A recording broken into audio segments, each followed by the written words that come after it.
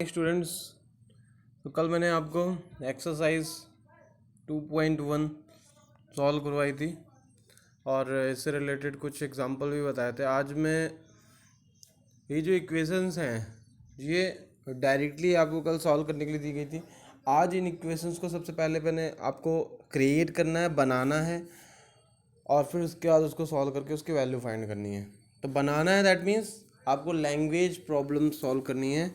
Means आपको एक variable create करना है, लेट करना है और उसके थ्रू एक इक्वेशन जो कि आपको क्वेश्चन में दी होगी, स्टेटमेंट के थ्रू आपको एक इक्वेशन बनानी है और वहाँ से उस अननोन वेरिएबल की वैल्यू को फाइंड करना है।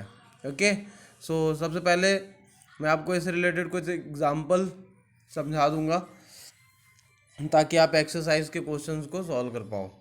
ओके, सो स्टार्ट करते हैं लाइन बाय। देखो एनसीईआरटी बुक एक ऐसी बुक होती है जिसको अगर आप if you are reading line by line then you will get a sufficient knowledge about any chapter. Okay, आप उस चैप्टर के बारे में सफिशिएंट नॉलेज गेन कर लेते हो और डीप नॉलेज भी गेन करते हो। सो यहाँ पर वी बिगिन विद एक simple example. Sum of two number is 74।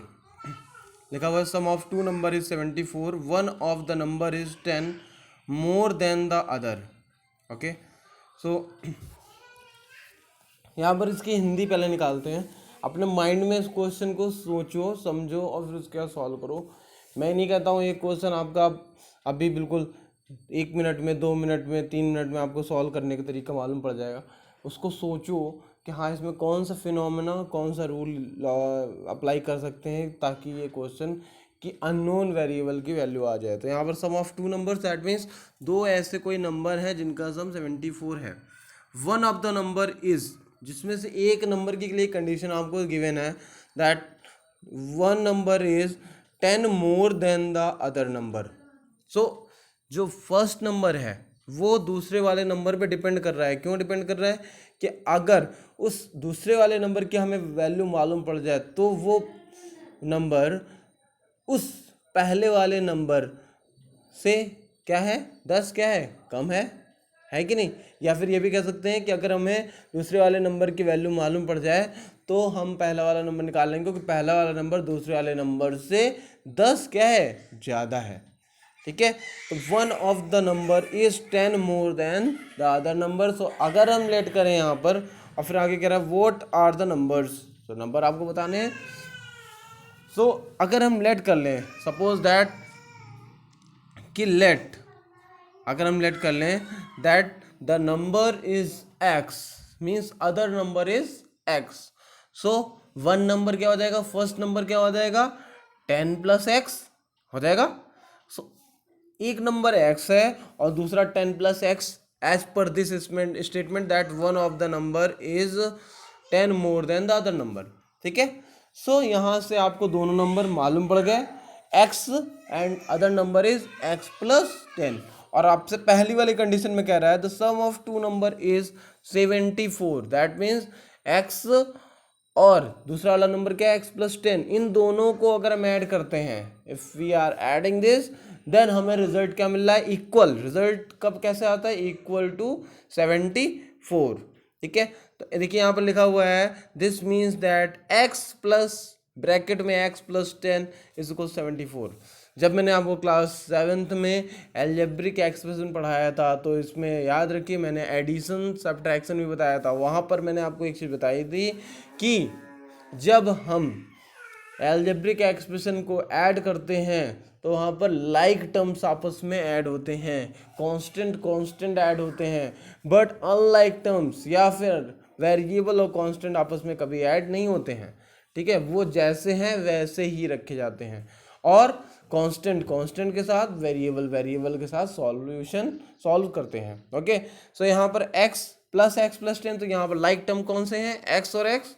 तो x और x ऐड करेंगे तो कितना हो जाएगा, 2x और +10 और इज इक्वल्स टू क्या हो जाएगा, 74। अब यहाँ पर 74 और 10 कांस्टेंट है तो 10 को 74 के पास ले जाओगे आप तो 2x = 74 और 10 जब दूसरी साइड राइट हैंड साइड पे जाएगा तो क्या लेगा, अपना साइन चेंज कर देगा। तो 74 माइनस 10, तो 2x इज इक्वल्स टू 74। तो x इज इक्वल्स टू कितना हो जाएगा, 2 इधर मल्टीप्लाई में है। दूसरी चीज, जब एडिशन एक साइड में एलएचएस में होगा, दूसरी साइड जाएगा आरएचएस में, तो माइनस कर देगा, या फिर एलएचएस पे अगर माइनस है दूसरी साइड जाएगा प्लस कर देगा। और जब एलएचएस में वो मल्टीप्लाई में, दूसरी साइड जाकर के वो डिवाइड में हो जाएगा। और एलएचएस में अगर वो डिवाइड में है तो आरएचएस में जाकर वो मल्टीप्लाई में हो जाएगा। This is the condition. ये रूल होते हैं इक्वेशंस में सॉल्यूशन करने के। तो x इक्वल्स टू 64/2, तो यहाँ पर x की वैल्यू आ गई कितनी, 32। अब x मीन्स अदर नंबर आ गया 32, तो पहला वाला जो नंबर है जो 10 ज़्यादा है तो वो कितना हो जाएगा, 32 + 10। तो 32 + 10 मीन्स कितना हो जाएगा, 42। 32, अब यहाँ पर आंसर आप चेक भी कर सकते हो, 32 और 42 का अगर सम हम करें क्या 74 आ रहा है, यस इट इज कमिंग। तो आपका यहाँ पर सोल्यूशन हो गया। उसके बाद आते हैं क्वेश्चन नंबर, एग्जाम्पल नंबर 5 में, what should be added to twice the rational number. Example number 1, यहाँ पर व्हाट शुड बी एडेड, हमें ऐड क्या करना चाहिए, to twice the rational number -7/3। -7/3 के ट्वाइस में मीन्स इसके 2 गुने में, इसके 2 टाइम्स में हमें क्या ऐड करना चाहिए, टू गेट 3/7, 3/7, ताकि हमें 3/7 मिल जाए। तो हमें क्या ऐड करना चाहिए, जहाँ पर भी कोई पूछा जाए क्या ऐड करना चाहिए, तो हम वहाँ पर सपोज कर लेंगे let x, that we should add x। तो x यहाँ पर ऐड करेंगे तो x + 2 bracket -7/3 is equals to 3/7। ये इक्वेशन बन गई। अब ये इक्वेशन आपके 2.1 के तरीके सॉल्व हो जाएगी।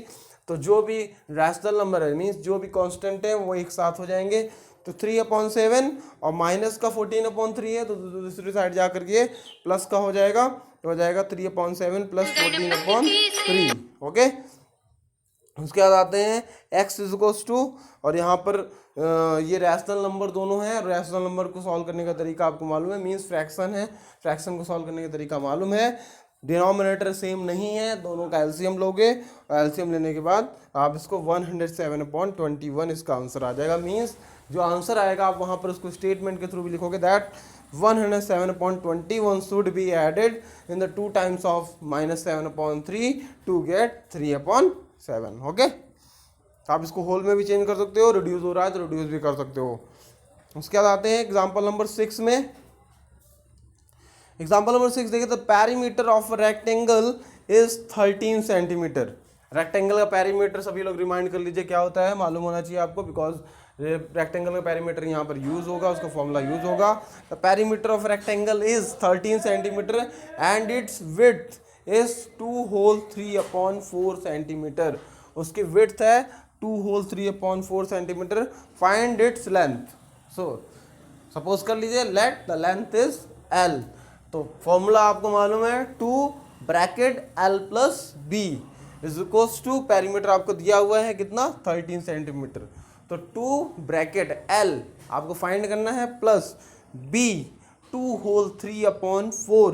2 होल 3/4 मिक्स फ्रैक्शन में, इसको प्रॉपर फ्रैक्शन में चेंज कर लेंगे तो 11/4 हो जाएगा, और ब्रैकेट क्लोज कर देंगे, इज इक्वल्स टू 13। फिर उसके बाद 2 मैंने आपको बताया, जब भी एलएचएस में कोई भी नंबर मल्टीप्लाई में हो जाएगा होगा तो वो आरएचएस में जाकर के डिवाइड में होगा। तो यहाँ पर 2 देखिए पूरे ब्रैकेट में मल्टीप्लाई है, तो दूसरी साइड जाकर क्या हो जाएगा, डिवाइड। तो x + 11/4 इज इक्वल 13/2।